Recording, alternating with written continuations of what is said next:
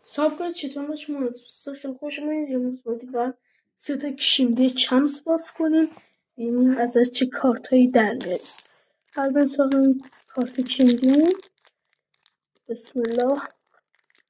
قبل از اینکه اینو باز کنم لطفا لایک کنید، سابسکرایب کنید و من سابسکرایب کنید و یک کامنتی بذارین اگه خوشتون اومد. کارت امضا رئال مادرید، برچسب اینتر میامی و بله کارت امضاش خوشگله. بریم واسه یه کیمری بعدی.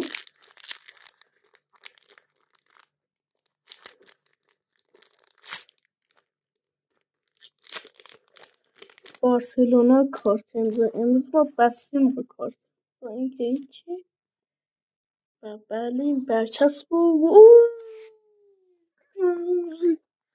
کارت امضا بارسلونا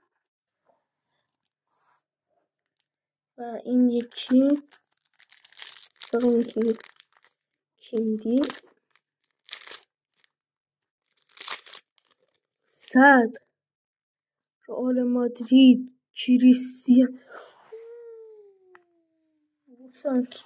رونالدو در مورد کارت 100 و یک کارت 100 خیلی کارت خوبی رو نظرم در بردیم. یک کارت 100 2 کارت امضا برچسبان که یکیش کشور آلمان بایر مونیخ منچستر یونایتد و این کشور من نمیشناسم، شما بگین. اینم که تیم اینتر. اینم از 3 کارتی که به دست آوردیم. مرسی که دیدین. لایک و سابسکرایب یادتون نره. کانال منم دنبال کنین. بای بای.